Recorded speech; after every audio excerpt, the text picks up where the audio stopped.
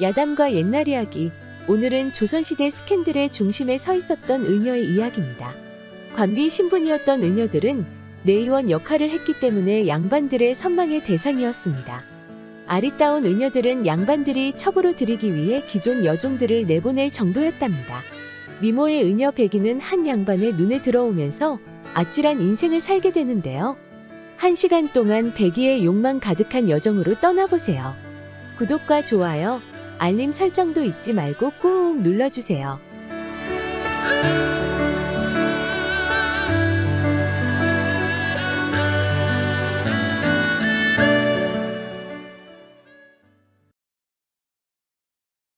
예전 한 고을에 무엇 하나 부러울 것 없이 살아가던 김첨지라는 남자가 있었습니다. 재물도 재물이지만 평생 고을에서 인심 좋은 남자로 살아온 덕분에 평판이 아주 좋았지요. 그러던 김첨지에게 한 가지 고민이 생겼습니다. 마음도 몸도 건강했던 김첨지는 밤이라도 아주 충실했습니다. 부인 홍자 역시 그런 김첨지가 정말 마음에 들었답니다. 일주일 동안 밤일만 열심히 한 덕분에 홍자는 그야말로 자지러진 일도 있었습니다. 그러던 김첨지가 최근에 밤일에 자신이 없었습니다. 홍자를 만족시켜줬던 물건이 갑자기 힘을 못 쓰는 것이었습니다. 적지 않은 나이와 최근 무리한 일정 때문에 몸이 많이 쇠해진 것이었습니다. 그렇게 부인 홍자에게도 아무 말도 못하고 지내는 사이에 침 하나로 그것이 벌떡 일어선다는 소문을 들었습니다. 근방에 살고 있는 유관의 양반한테 들은 얘기였는데요. 관청에 소속된 의녀 백이라는 여인이 기가 막히게 침을 놓는다는 겁니다. 그때까지만 해도 김첨지에게 의녀는 생소한 신분이었습니다. 관청과 지방에 소속된 내의원들 얘기는 들었지만 여인들이 침을 놓는다는 이야기는 처음 들은 겁니다. 김첨지는 백방으로 알아보다가 의녀 백이에 대해 조금씩 정보를 수집하게 됐습니다. 백이는 누가 봐도 눈길을 줄 정도로 절세미인이고 지금까지 수많은 양반들이 첩으로 들이기 위해 탐내고 있다고요. 하지만 그런 능력 좋은 여인을 관청에서 쉽게 놔줄 리가 없었겠지요. 김첨지는 모처럼 승부욕이 불타올랐습니다. 그때부터 누구도 소유하지 못한 의녀 백이를 탐내기 시작했습니다. 관청에 아는 사람들을 모두 수소문해서 어떻게든 백이와 만나보려고 했습니다. 물론 부인 홍자는 모르게 은밀히 진행했지요. 홍자는 최근 의기소침했던 김첨지가 화색이 돌아서 그냥 일이 바쁜가 보다 하고 넘어가고 있었습니다. 그러던 어느 날 드디어 백이를 만날 수 있는 시간이 왔습니다. 관청에 들어가는 재상과 연결되면서 특별한 하룻밤을 약속한 것이었습니다. 김첨지는 가슴이 두근두근 뛰었습니다. 부인 홍자뿐만 아니라 종들에게도 내색하지 않으려고 무진장 애를 썼습니다. 김첨지는 믿음직스러운 머슴 용석이만 데리고 약속 장소로 향했습니다. 들키지 않으려고 일부러 촌구석에 있는 주막에서 만나기로 했답니다. 먼저 도착한 김첨지는 긴장한 채 방 안에서 서성거리고 있었습니다. 늘 점잖은 남자였는데 오늘만큼은 정말 흥분이 되는 것이 아닙니까?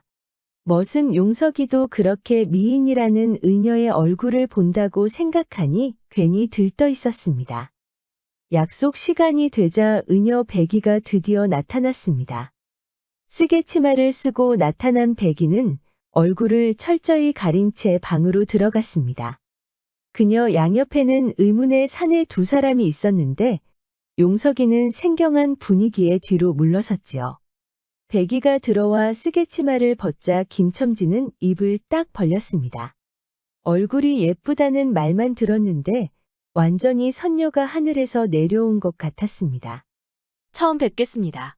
쇳내 백이라고 하옵니다. 그래, 네가 바로 백이로구나. 듣던 대로 경국지색이로구나. 이렇게 아름다운 여인이 관비라니 믿을 수가 없구나. 대감마님의 말씀은 미리 듣고 청하옵니다. 저를 첩으로 들이시려는 겁니까? 성격은 아주 급하구나. 송구스럽사옵니다. 쇳내 관노의 신분이기 때문에 시간이 별로 없사옵니다. 여기까지 오는데도 많은 시간이 필요했사옵니다. 밖에 같이 온 사내들은 누구인가? 관청에 계신 박간의 대감마님의 종들이옵니다. 저를 특별히 이쪽으로 데리고 왔사옵니다. 박간애라면 그 욕심 많은 양반 아닌가? 그 양반도 너를 첩으로 들이려는 것이냐? 그건 아니옵니다.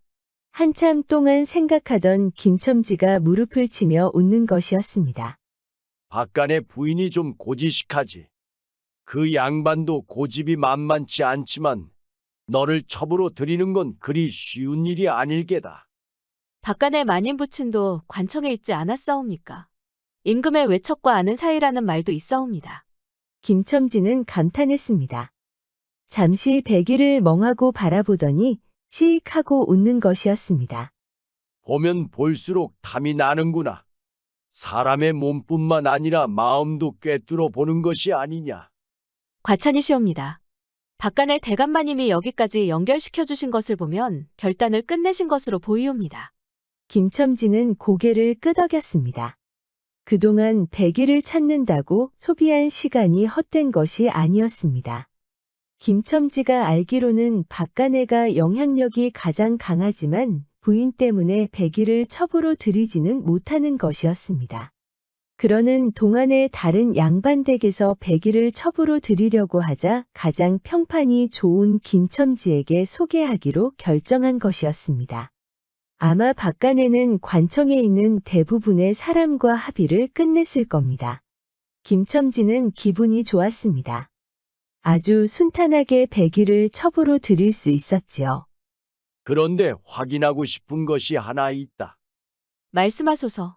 소문을 듣자 하니 네가 침을 놓으면 그것이 선다고 하던데 맞는가? 백이가 고개를 들며 미소를 지었습니다. 보통 여인이라면 고개를 숙이고 얼굴이 빨개질 텐데 백이는 아주 당당했습니다. 시험 삼아 해보시겠습니까? 김첨지는 뜻밖의 제안에 놀랐습니다. 고개를 천천히 끄덕이자 백이가 그 자리에 일어서서 준비한 침을 꺼내는 것이었습니다. 김첨지는 시키는 대로 자리에 누웠고 백이가 침착하게 침을 놓았습니다. 오랜만에 침을 맞으니 긴장도 됐지만 그것이 설 수 있다는 기대감에 꾹 참았답니다. 시간이 좀 흐르자 백이가 침을 모두 뺐습니다. 이후 백이의 손길이 물 흐르듯 어깨를 스치는 것이었습니다. 조선시대 의녀들은 침도 잘 놓았지만 사람의 몸 이곳저곳을 눌러주면서 원기를 회복시키는 일도 했답니다. 백이 역시 평생 사람의 몸을 연구한 덕분에 여기저기 주물러서 피의 순환을 원활히 돌게 해주었지요. 김첨지는 모처럼 몸이 풀리니 그대로 잠이 쏟아질 정도였습니다. 미녀라서가 아니라 정말 전문가의 손길이 느껴졌지요. 백이가 일어서자 김첨지도 기지개를 켜며 일어섰습니다. 지금 당장은 효력이 없을 수 있으니 조금 더 두고 보시면 아실 것이옵니다. 그래, 너를 다시 볼 수 있는 날은 언제가 좋겠느냐? 그러자 백이가 고개를 들고 또 그 야릇한 미소를 짓는 것이었습니다. 그것이 섰을 때 뵙지요. 김첨지는 침을 꿀꺽 삼켰습니다. 그렇게 백이가 떠나자 김첨지는 자기도 모르게 크게 긴장하고 있었다는 것을 깨달았습니다. 그로부터 일주일이 지나고 김첨지는 밤중에 갑자기 눈을 부릅뜨는 것이었습니다. 이상하게 하체에 힘이 들어가면서 몸이 붕 뜨는 기분이 드는 것이었습니다. 옆에는 마침 부인 홍자가 누워 있었는데 야릇한 향기가 욕정을 부추기는 겁니다. 김첨지는 홍자의 어깨에 살며시 손을 올리고는 하체를 밀착시켜 보았습니다. 홍자는 무슨 일인가 하고 몸을 돌렸는데 김첨지의 물건에 깜짝 놀라는 것이었습니다. 물건을 꽉 쥐어보아도 김첨지는 끄떡없었지요. 김첨지는 자연스럽게 홍자의 양다리 사이로 비집고 들어갔습니다. 열린 대문 안으로 물건이 깊숙이 들어가자 모처럼 신음소리가 귓가를 간지럽혔습니다. 홍자는 횡재를 한 것처럼 기분이 좋았답니다. 다음 날 아침 홍자는 새삼 쑥스러운 얼굴로 김첨지와 마주했습니다. 날이 하룻밤 사이에 무슨 일이 있었던 것이옵니까? 아니면 만병통치약이라도 구하셨는지요? 김첨지가 허허하고 웃었습니다. 이게 다 부인의 노고 덕분 아니겠소? 김첨지는 기분이 좋아서 당장 백이에게 이 소식을 전했습니다. 이후 백이를 데려온 두 사내를 통해 잘된 일이라는 편지를 받았습니다. 이제 백이를 첩으로 들일 일만 남았습니다. 약속된 날짜가 다가오자 김첨지는 한 가지 걱정이 생겼는데요. 바로 부인 홍자에게 이해를 부탁해야 하는데 생각보다 쉽지 않았던 것이었습니다. 같이 식사를 할 때 지나가는 식으로 첩 얘기를 했더니 바로 화를 내는 것이었지요.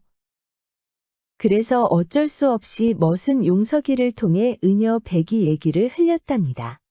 종들끼리 은여 백이가 그렇게 신통하다는 듯이 떠들었던 것이었습니다.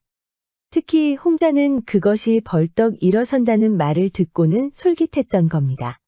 결국 홍자는 김첨지를 불러서 은여에 대해 이야기를 꺼냈습니다. 사실 김첨지는 첩 얘기만 했지 은여에 대한 말은 하지 않았습니다. 홍자가 스스로 은여를 데려오게 하려고 일부러 용석이와 계획했던 것이었습니다. 김첨지는 은여 백이가 그렇게 신통하다는 말을 듣고는 마치 처음 듣는 것처럼 연기를 했습니다.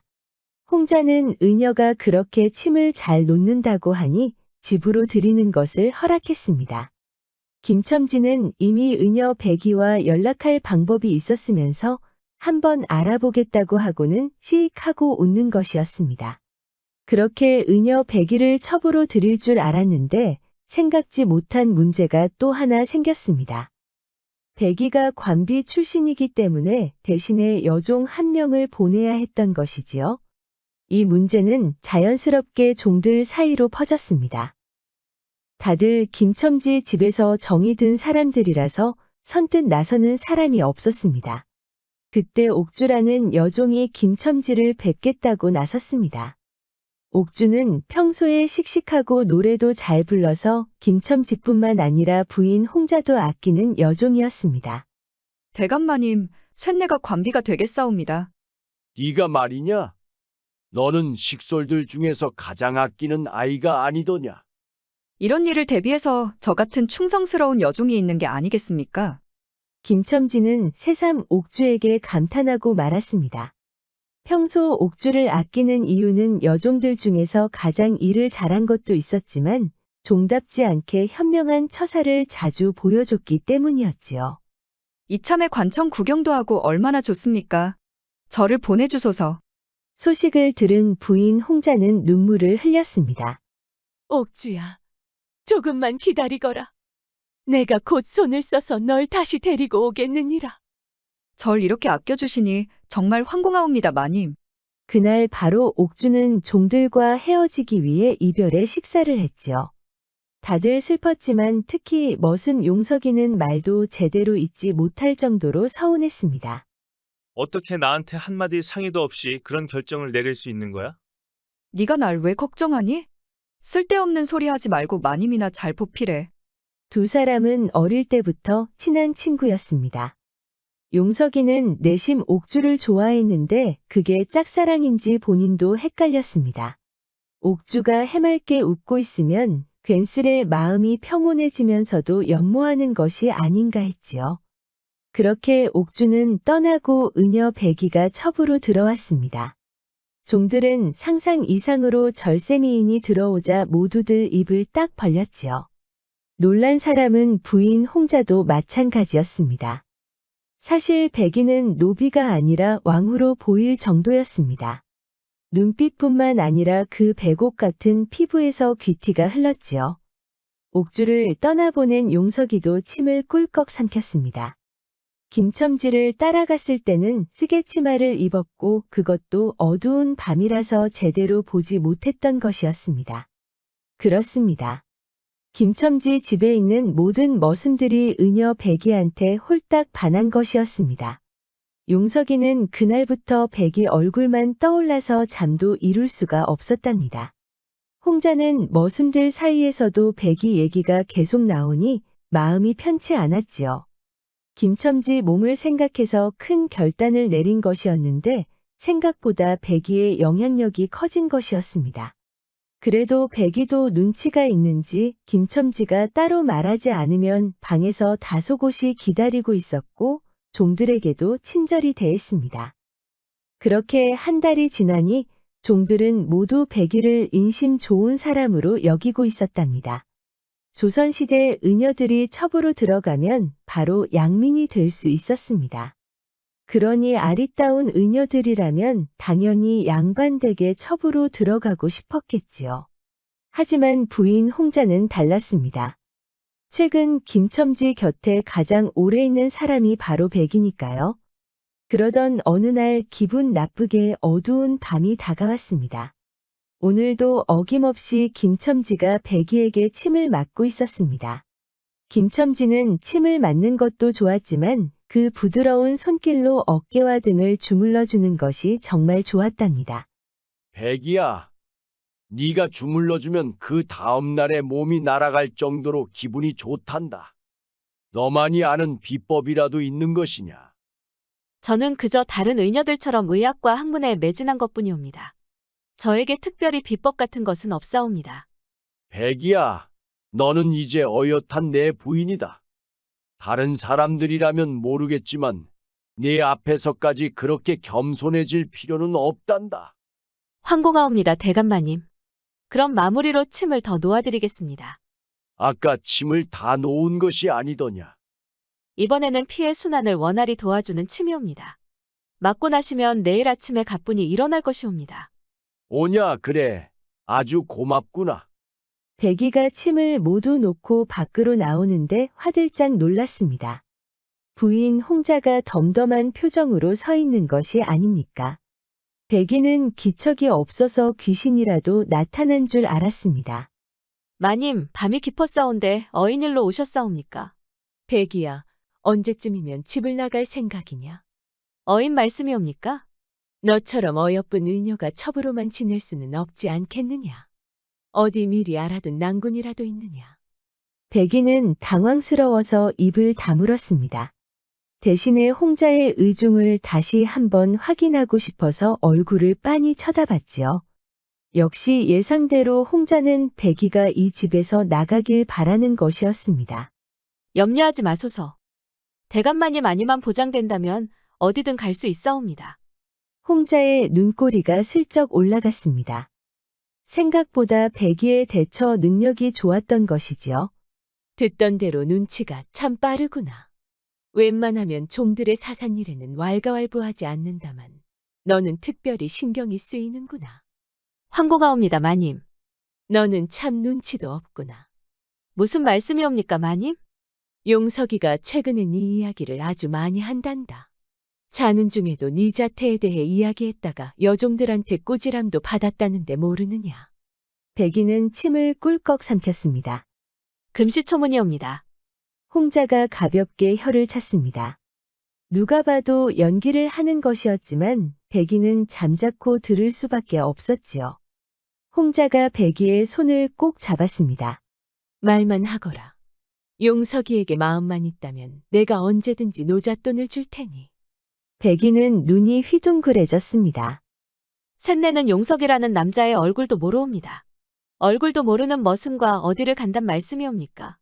그러자 따뜻하게 잡아주던 손을 차갑게 내려놓는 것이 아닙니까? 이런 그랬구나. 용석이가 많이 서운해하겠구나. 내일 당장이라도 용석이에게 인사 올리라고 할 테니 사랑채에서 기다리거라. 알겠느냐? 백이는 할 말을 꼭 참고 겨우 대답했지요. 다음 날 아침 백이는 좀처럼 가슴을 진정시킬 수가 없었습니다.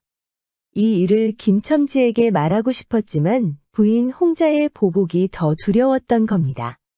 그런데 이게 웬일입니까?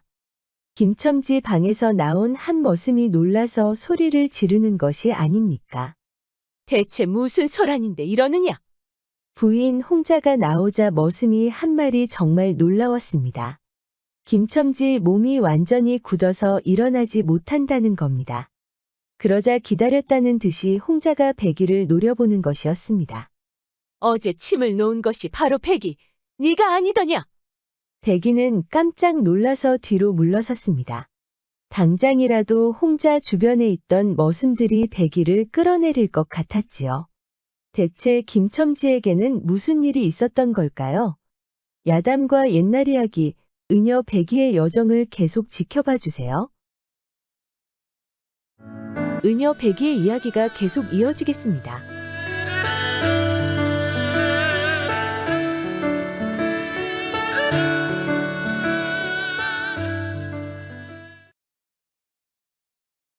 백이는 헐레벌떡 김첨지 방으로 뛰어들어갔습니다.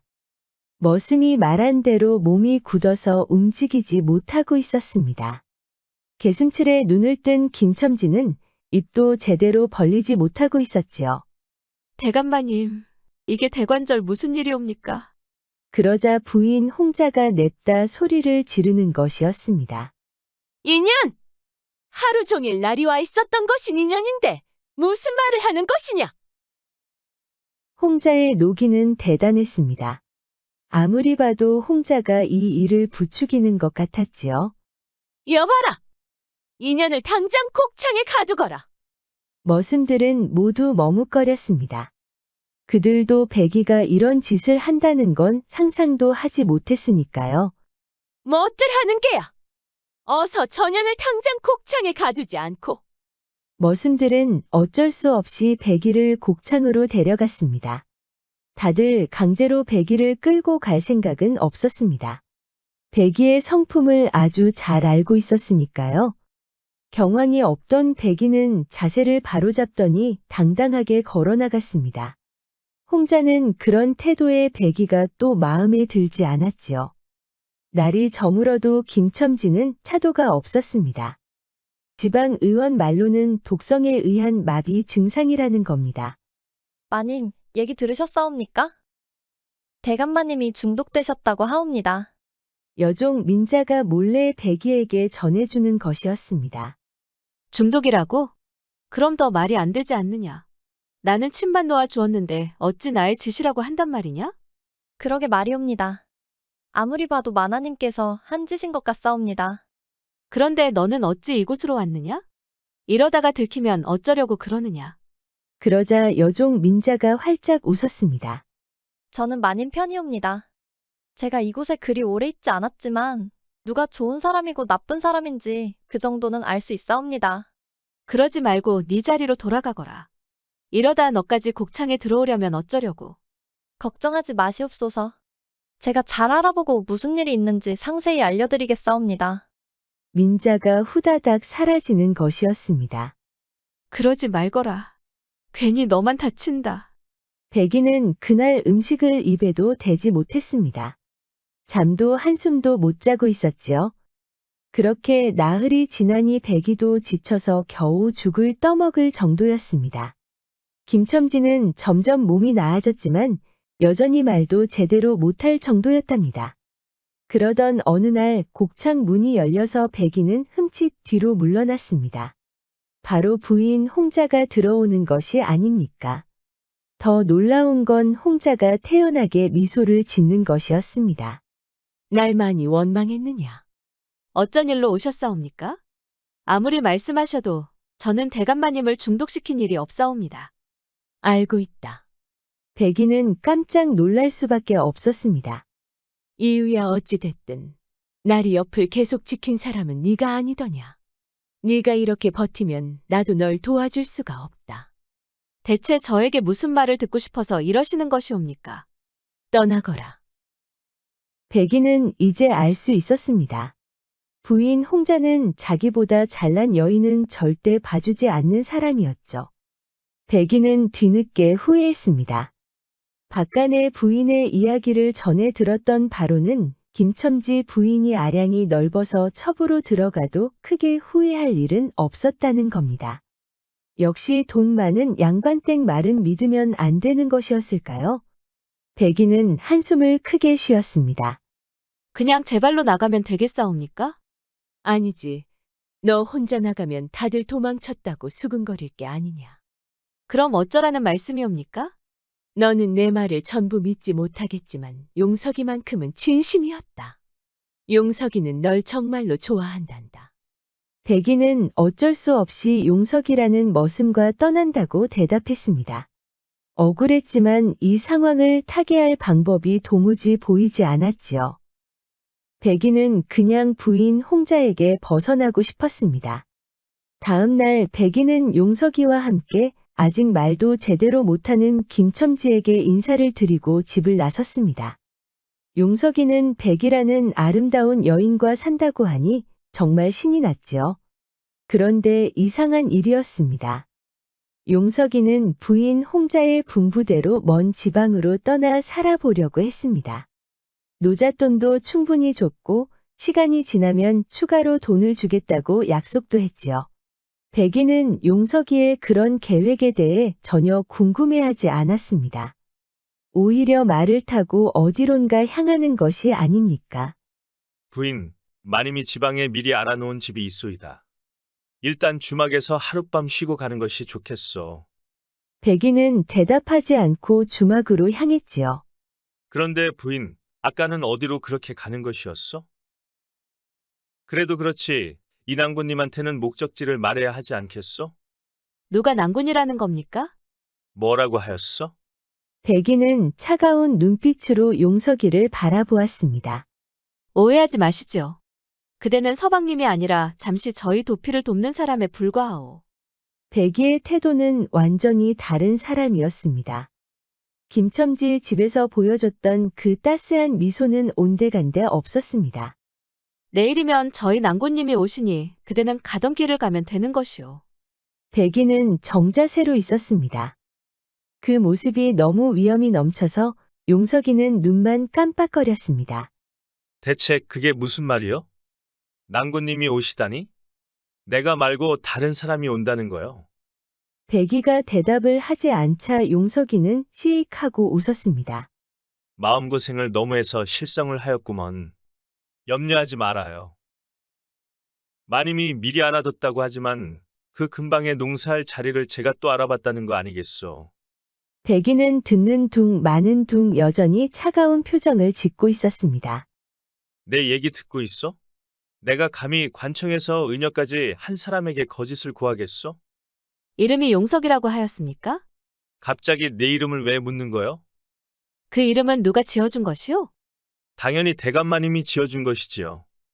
우리 집안은 대대로 대감마님의 은덕 덕분에 지금까지 아주 잘 살았어. 백이가 처음으로 표정에 변화가 왔습니다. 용석이가 보기에는 백이의 눈가가 촉촉해진 것 같았습니다. 잘못 봤나 하고 눈을 비비고 다시 봐도 마찬가지였습니다. 백이는 슬픈 표정을 하고 있었습니다. 그 노잣돈은 숨기시고 당장 대감마님 댁으로 가십시오.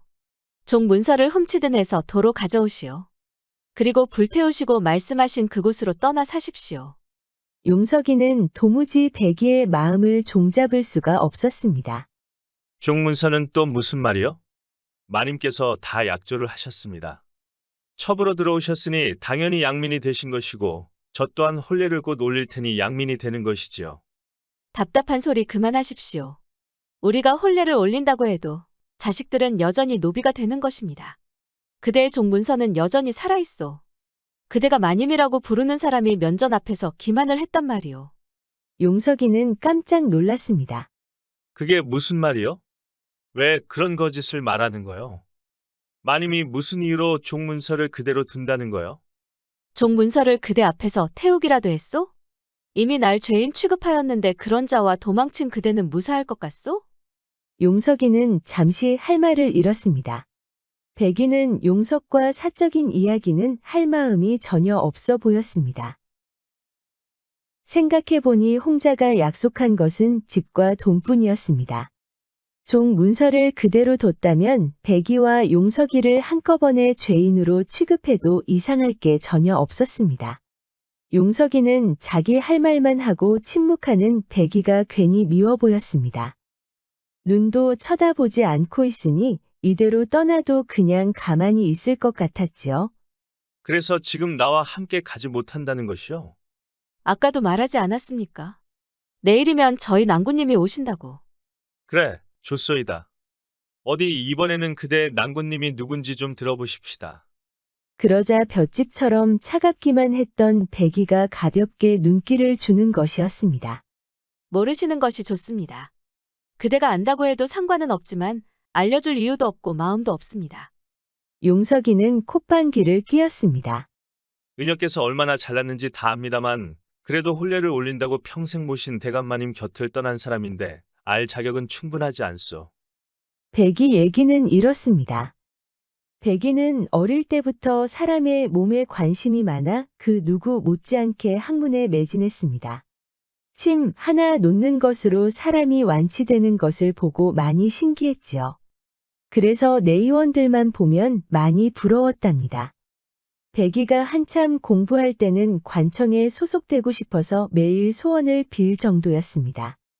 그런데 은여는 관비라서 엄연히 노비 신분이었습니다. 백이는 신분 상승을 꿈꿨던 자신을 한탄했지만 의원 공부를 게을리하지 않았습니다. 그렇게 은여가 된 백이는 관청에 소속된 것만으로도 기뻤습니다. 비록 노비 신분이었지만 그렇게 들어가고 싶었던 내학방 구경도 했지요. 진심은 통한다고 했습니다. 백이가 그렇게 열심히 은여 일을 하는 동안에 한 남자가 눈에 들어왔습니다. 재상의 아들 김도령은 누가 봐도 훤칠하고 건실한 남자였지요. 김도령은 은여를 노비 취급하는 다른 사람과 달리 진심으로 대해 주었습니다. 문제는 역시 신분이었습니다. 백이와 김도령은 얼마 가지 않아 서로를 연모하기 시작했습니다. 김도령은 당장이라도 백이와 혼례를 올리고 싶었지만 관청에 소속된 노비를 데려갈 수는 없었습니다. 재상인 아버지에게 말했다가 호되게 혼만 났지요. 그러던 어느 날 백이가 이렇게 말하는 것이었습니다. 도련님, 몇 날 며칠 밤을 지새우며 고민했사옵니다만 그 방법밖에 없는 것 같사옵니다. 무슨 말이요? 제가 도련님의 색시가 되려면 양민이 되어야 하옵니다.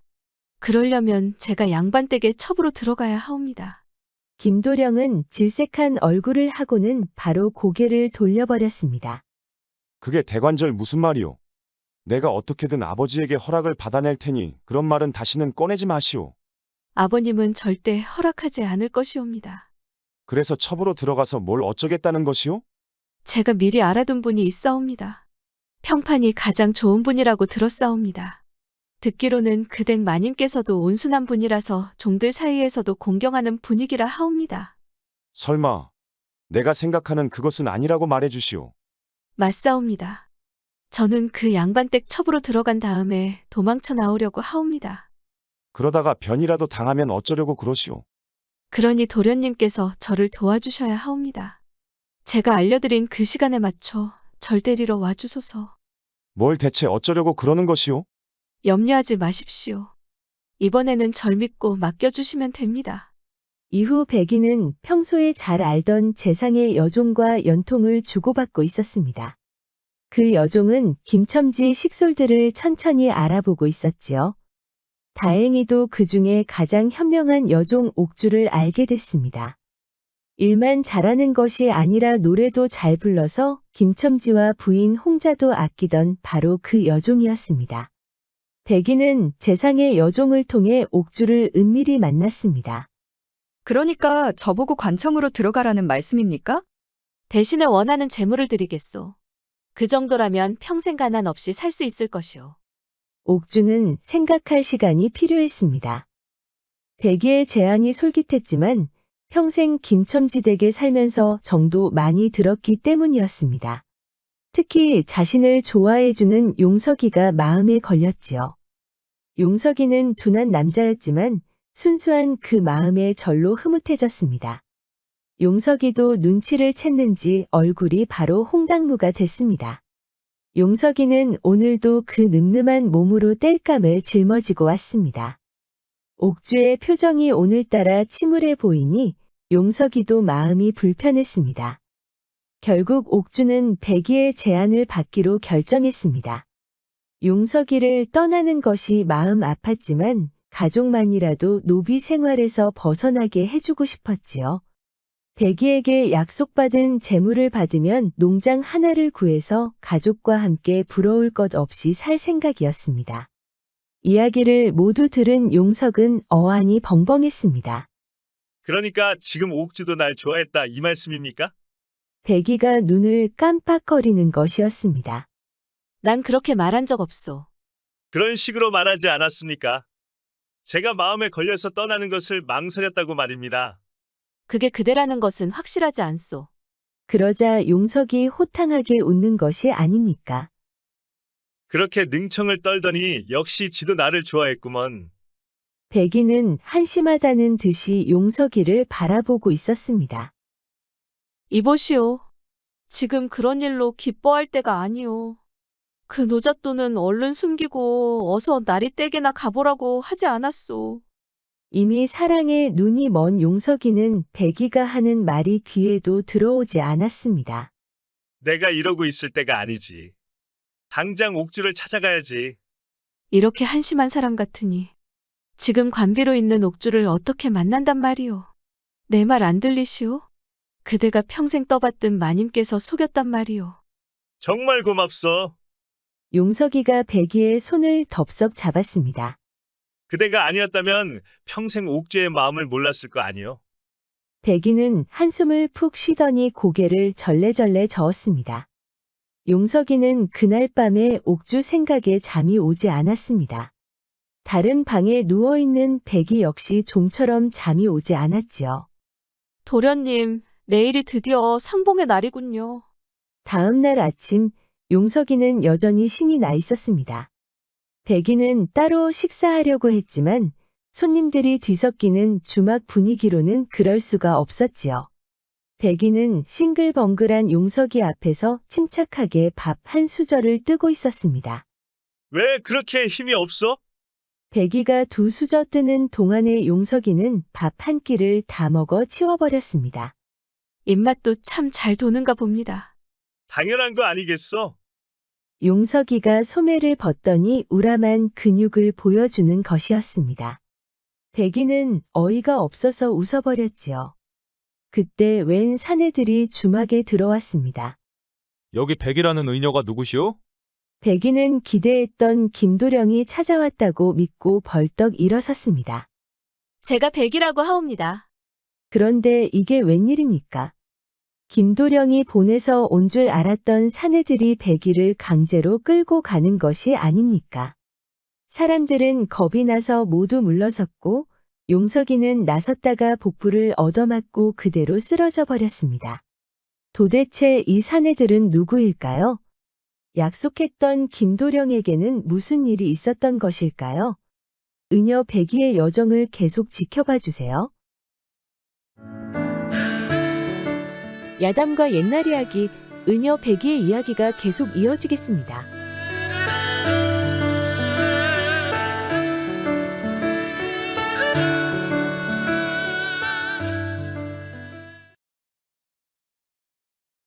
백이는 잔뜩 겁에 질려 있었습니다. 정체를 알 수 없는 사내들이 양팔을 붙잡은 채 끌고 가는 것이었지요. 백들은 누구요? 도련님은 어디 계시오? 사내들은 답이 없었습니다. 백이는 팔을 붙잡고 있는 사내의 볼에 칼자국을 발견하고 숨을 삼켰습니다. 그렇게 한참 끌려가는데 쿵쿵거리는 소리가 들리는 것이 아닙니까? 백이를 끌고 가는 사내들도 놀라서 두리번거렸는데요. 바로 용석이가 말을 타고 뒤따라온 것이었습니다. 말에서 뛰어내린 용석이는 백이가 봐도 아슬아슬했지요. 그런데 생각보다 용석이 몸이 잽싸서 눈 깜짝할 사이에 사내들 앞에 착지하는 것이 아닙니까? 그 뒤로 백이는 어떻게 된 일인지 파악하기가 힘들었습니다. 뒤로 넘어진 이후에 우당탕거리는 소리가 여러 차례 들렸고 앞이 안 보일 정도로 먼지가 날리는 것이었습니다. 백이가 눈을 찌푸리며 기어가는데 볼에 칼자국이 있는 사내가 쿵 하고 쓰러지는 것이었습니다. 백이가 기겁하고 뒤로 물러서자 연달아 두 명의 사내들도 쓰러져 나갔습니다. 정신을 차렸을 때는 옷이 걸레처럼 찢겨진 용석이가 눈앞에 서 있는 게 아닙니까? 사내들을 모두 무찔렀다는 것을 깨달았을 때는 용석이가 정신을 잃고 쓰러진 뒤였습니다. 용석이가 눈을 떴을 때는 백이가 한참 침을 놓고 있었습니다. 뭐 하는 거요? 잠자코 있으시오. 멍든 곳이 한두 군데가 아니오. 백이 말대로 용석이는 몸을 움직이기 힘들 정도로 많이 다쳤답니다. 그런데 놀랍게도 시간이 좀 지나자 움직이기 힘들었던 팔의 감각이 돌아오는 것이었습니다. 몇 시간 전만 해도 주먹을 쥐는 것도 힘들었는데 마치 전기가 들어오는 것처럼 활기를 되찾는 게 아닙니까? 정말 신기하구려. 그 많은 양반댁에서 의녀 백이를 찾는 게 과언이 아니었어. 백이는 표정이 좋지 않았습니다. 온다던 김도령은 나타나지 않고 웬 무섭게 생긴 사내들이 끌고 갔으니까요. 너무 그렇게 상심해할 것 없습니다. 그게 무슨 말이오? 무슨 말이긴 무슨 말이오. 그대가 기다리는 낭군님은 오지 않는단 말이오. 말 함부로 하지 마시오. 밖으로 나온 백이는 홀로 흐느끼고 있었습니다. 용석이는 백이를 혼자 두는 게 낫다고 생각하고 방에서 나오지도 않고 아무 말도 하지 않았습니다. 다음 날 아침, 용석이는 조심히 백이에게 다가갔습니다. 이제 어쩔 생각이요? 그대는 아리댁에 가보시오. 종 문서를 태우고 어디든 가란 말이오. 내 많은 낭자는 어찌하냐는 거요. 제 걱정은 하실 필요 없습니다. 가던 길 계속 가시면 됩니다. 기껏 구해줬더니 고맙다는 말은 없고. 그래서 침을 놓아주지 않았습니까? 두 사람은 한동안 말이 없었습니다. 용석이나 백이나 갑자기 갈 길을 잃은 짐승이 된 셈이었습니다. 이렇게 하는 게 어떻겠소? 그 낭군님이 있다는 곳에 가보는 거요. 어떻게 된 영문인지 알아야 하지 않겠소. 그대가 같이 가겠다는 거요? 아까처럼 위험한 일이 있을 때 내가 나서주겠습니다. 대신에 이 빚은 기억했다가 꼭 갚으시오. 백이는 볼에 상처가 있던 사내들만 생각하면 몸서리칠 정도로 무서웠습니다. 용석이가 가볍게 미소를 지었습니다. 용석이가 말한 대로 호의만 해준다면 김도령이 있는 곳까지 무사히 도착할 것 같았지요. 결국 백이는 용석이와 함께 김도령이 있는 집으로 향했습니다. 용석이가 말을 잘 타는 덕분에 빠르게 도착할 수 있었습니다. 백이의 눈이 촉촉해지고 있을 때 김도령이 보였습니다. 한가하게 정자를 거닐고 있는 모습에 용석이도 눈을 동그랗게 뜨고 지켜보고 있었습니다. 그때였습니다. 웬 여인이 김도령 뒤로 다가오는 것이 아닙니까? 백이 얼굴은 의심에서 확신으로 변해가고 있었습니다. 여인의 손길이 김도령 어깨를 스쳐 얼굴로 향하고 있었습니다. 곧 얼굴을 어루만지는 그 여인은 바로 김도령의 입술을 훔치고 말았습니다. 백이는 놀라서 고개를 뒤로 돌려버렸습니다. 용석이도 놀라서 입을 다물지 못하고 있었습니다. 백이가 몸을 가누지 못할 정도로 정신을 못 차리자 용석이가 겨우 몸을 부추겼습니다. 이제 내 차례입니다. 두 사람은 근처 주막으로 들어갔습니다. 용석이가 시원하게 막걸리를 한 잔 걸치더니 다음에는 김첨지 댁에 가자는 것이었습니다. 그대나 가시오. 나는 힘이 없소이다. 이거 왜 이러시오? 어차피 이제 피장파장이 아니요? 그게 무슨 말이오? 처음에 나한테 뭐라고 하였어? 마님이 날 속였다고 하지 않았습니까? 이번에는 우리가 마님을 한번 알아보러 가자 이거요. 그대는 이게 재밌소. 당신이나 알아보시구려. 백이가 입었던 옷은 이제 너덜너덜해졌습니다. 노잣돈을 쥐고 있는 사람은 용석이었으니 백이가 기댈 사람도 용석이뿐이었지요. 백이는 화가 났지만 배도 고프고 갈 곳도 없었습니다. 고향으로 간다고 해도 돈이 없어서 도저히 혼자 갈 수는 없었습니다. 결국 백이는 용석이를 따라서 김첨지댁으로 갔습니다. 주막에서 잠시 배를 채울 때는 허기진 것을 내색하지 않으려고 무진장 애를 썼습니다. 그렇게 두 사람은 김첨지댁에 도착했습니다. 용석이가 말하지 않았는데도 백이가 몸을 숙이며 김첨지 댁의 동태를 살피는 것이었습니다. 뭐 보이는 것이 있어? 아무것도 보이지 않소. 여기 있지 말고 후문으로 좀 가보시오. 둘 다 정문 앞에 있으면 어찌하오? 백이가 화를 내자 용석이는 기가 막혔습니다.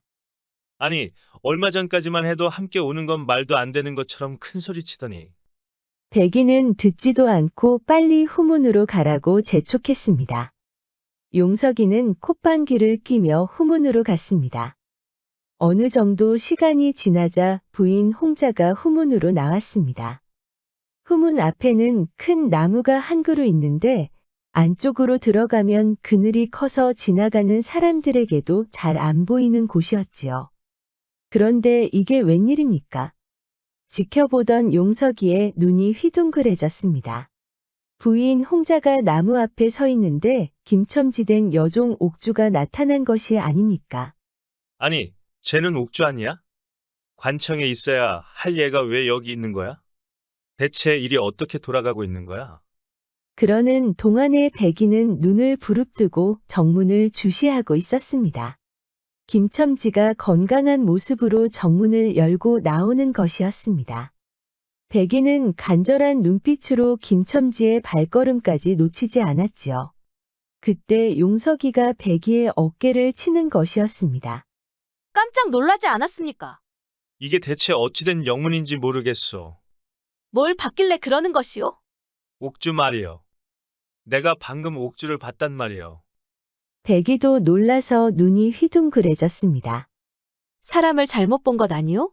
관청에 있어야 할 옥주가 왜 김첨지 댁에 있단 말이오? 그러니까 하는 말이요. 분명히 옥주가 관청으로 간 게 맞소? 당연하죠. 백이는 확신이 서지 않았습니다. 김도령이 나타나지 않은 것부터 옥주까지 모든 것이 이상하게 흘러가고 있었습니다. 됐소. 나는 이제 대감마님을 뵈러 갈 테니 여기 잠자코 계시오. 그러자 용석이가 백이를 말렸습니다. 무슨 말 하는 거요? 저쪽이 지금 어떤 상황인지도 모르는데 두 발로 그냥 걸어 들어가겠다 이거요? 잘 생각해 보시오.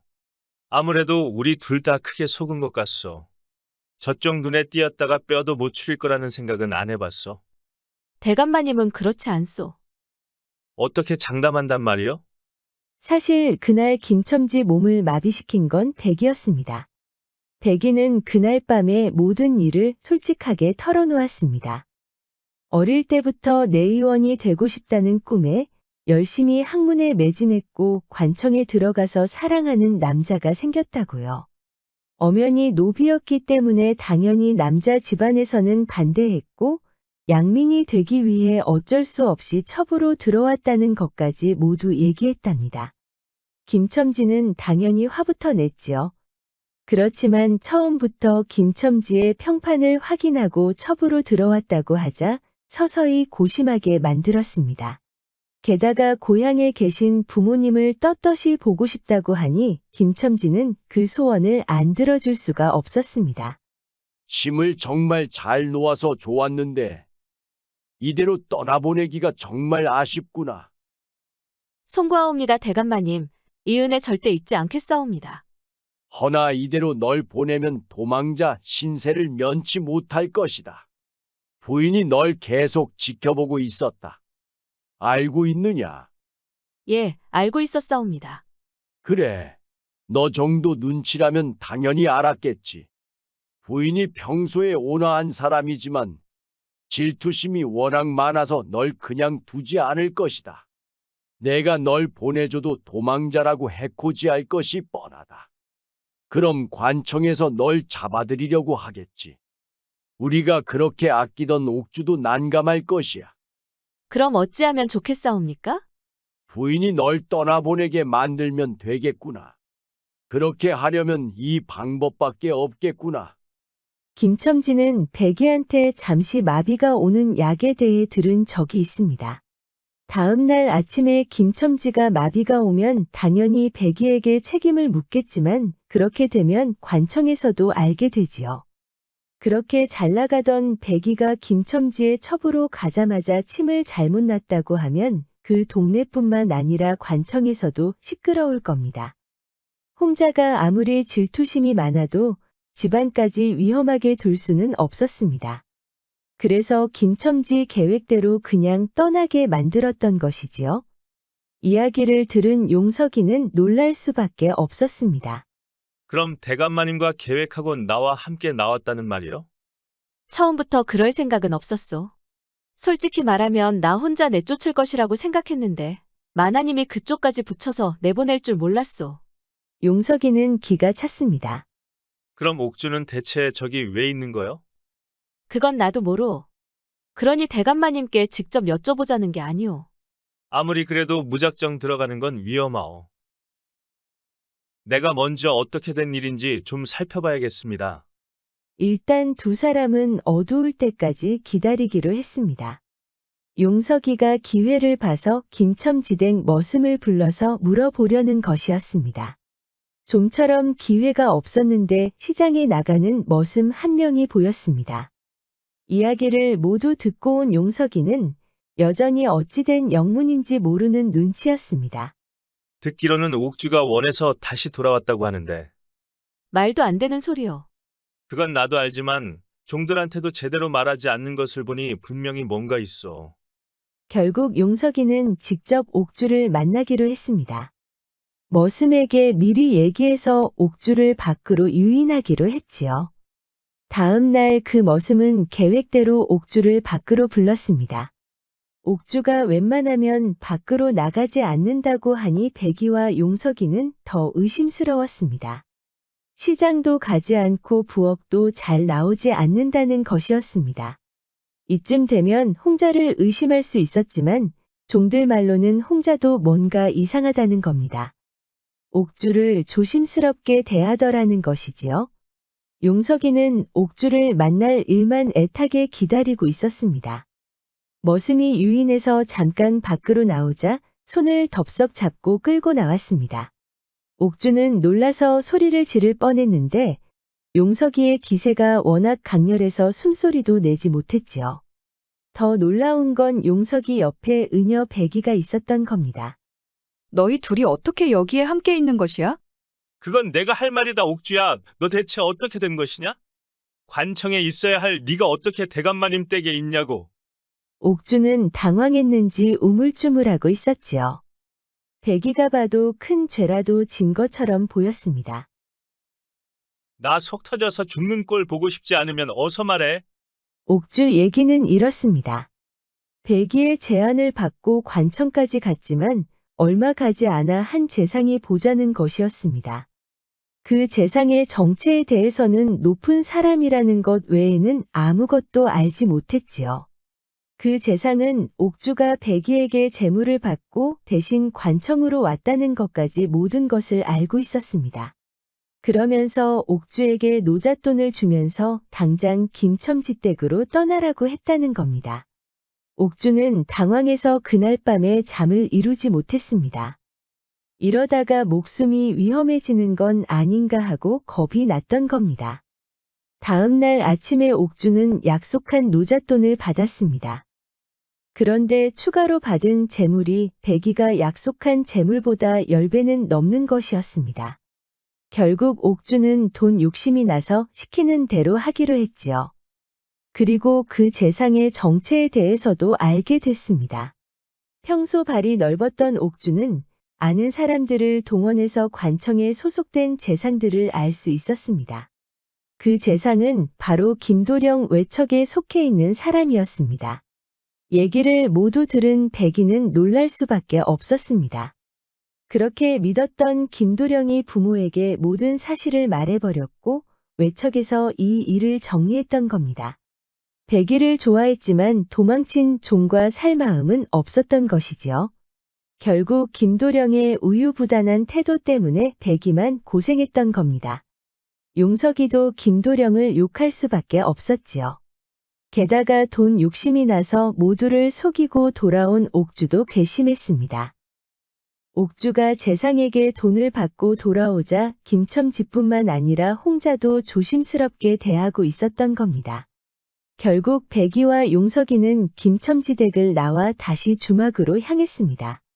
속은 사람끼리 다시 막걸리를 걸치고 슬픔에 잠겼지요. 백이도 막걸리를 마시고는 용석이 어깨에 기대며 흐느꼈습니다. 그날 밤 두 사람은 주막 근방에 있는 숙소에서 하룻밤을 보냈답니다. 두 사람 다 취해서 어떻게 잠을 잤는지 알 수가 없었지요. 용석이는 그 우람한 근육으로 백이를 안아주었습니다. 백이 역시 용석이의 커다란 품에 안겼습니다. 김도령과 보냈던 그 모든 날이 주마등처럼 스쳐 지나갔습니다. 그가 보인 온화한 미소들이 모두 거짓이었다고 생각하니 미칠 지경이었습니다. 김도령 얼굴이 떠오를 때면 그의 입술을 훔쳤던 낯선 여인의 얼굴까지 덩달아 떠오르는 것이 아닙니까? 그럴 때마다 백이는 배신감에 눈물만 주르륵 흘리는 것이었습니다. 한동안 눈물을 흘리자 이제는 지쳐서 그대로 자고 싶었지요. 이상하게도 용석이의 품이 따뜻했던 겁니다. 오늘만은 누구에게든 기대고 잠을 자고 싶었던 것이었습니다. 다음 날 아침, 용석이는 밖에서 들리는 요란한 소리에 깨어났습니다. 옆에는 백이가 어여쁜 표정으로 자고 있었지요. 문틈으로 들여다보니 험궂은 인상의 사내들이 와 있는 것이 아닙니까? 옥조, 그것이 다 일러 바쳤구먼. 용석이는 자고 있는 백이를 일으키려고 하는데 그 위험한 사내들이 들이닥쳤습니다. 좁은 문으로 들어오려는 사내들을 용석이가 냅다 발로 걷어찼지요. 백이가 눈을 떴을 때는 사내들이 모두 쓰러진 뒤였습니다. 그런데 사내들 뒤로 낯익은 남자가 나타났습니다. 바로 김도령이었지요. 집안에서 직접 해결하라고 다그친 것이 분명해 보였습니다. 김도령의 변명은 구차했습니다. 무서운 재상 아버지의 권력 있는 어머니의 친척까지 나서니 도저히 어떻게 할 수 없었다는 겁니다. 듣고 있던 용석이도 화가 났는데 백이가 먼저 김도령의 뺨을 때리는 것이었습니다. 그제야 김도령은 본색을 드러냈습니다. 뒤이어 따라온 사내들이 위협하려는 찰나에 또 다른 사내들이 몰려오는 것이 아닙니까? 바로 김첨지댁 머슴들이었습니다. 그 면모를 보아하니 백이를 존경하는 용석이의 동료들이었습니다. 백이는 어안이 벙벙했지만 용석이는 힘이 났지요. 그렇게 김도령이 몰고 온 사내들이 밀려나자 김첨지가 직접 중재에 나섰습니다. 김첨지는 김도령과 백이의 약속을 없는 것으로 치고 모든 사내들을 물러나게 했습니다. 이렇게 싸움이 지속되면 상황만 악화되니 모두 본래대로 돌리는 것이 어떻소? 백이가 애초부터 양반의 첩이 되려고 한 이유가 바로 저와의 혼례 때문이었습니다. 그렇게 어떻게 본래대로 돌린다는 겁니까? 백이가 아예 사라져야 한다는 거요. 김도령은 머뭇거렸지만 김첨지의 질문이 바로 대답이었습니다. 그러자 용석이가 호랑이처럼 성을 내는 것이었습니다. 그렇다면 백이가 다른 남자와 혼례를 올리면 되는 일 아니요? 김도령이 눈을 깜빡거리더니 비겁하게 웃는 것이었습니다. 저만 생각하던 백이가 무슨 수로 다른 남자와 혼례를 올린단 말입니까? 백이에게 남자는 저 하나뿐입니다. 그 어느 누구도 백이를 탐할 수 없는 법이지요. 백이가 기가 찼습니다. 또 뺨을 때리려고 다가가는데 용석이가 옆으로 끼어 들어오는 것이 아닙니까? 이놈이요. 이번에는 모두가 눈을 깜빡거렸습니다. 이놈이 어젯밤 백이와 하룻밤을 보냈습니다. 모두가 화들짝 놀라는데 김첨지만 흐뭇하게 웃고 있었지요. 지금 무슨 말을 하는 것이요? 용석이는 기다렸다는 듯이 백이의 입술을 훔쳤습니다. 지켜보던 김도령은 어이가 없었지요. 네가 감히 나 말고 다른 남자에게 입술을 허락하느냐? 백이는 어안이 벙벙했지요.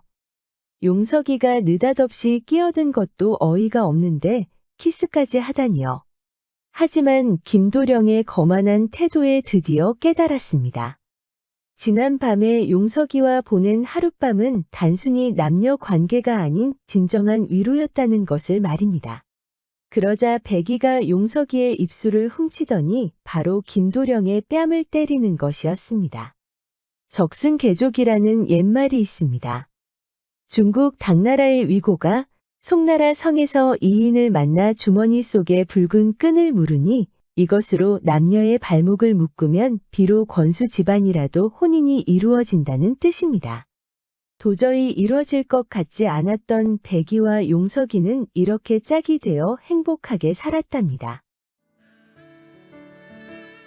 야담과 옛날 이야기는 앞으로도 재미있는 이야기가 많이 준비되어 있습니다. 다른 영상도 재미있게 봐주시고 구독과 좋아요 알림 설정도 잊지 말고 꼭 눌러주세요. 그럼 여러분 모두 오늘도 행복하고 즐거운 시간 보내세요.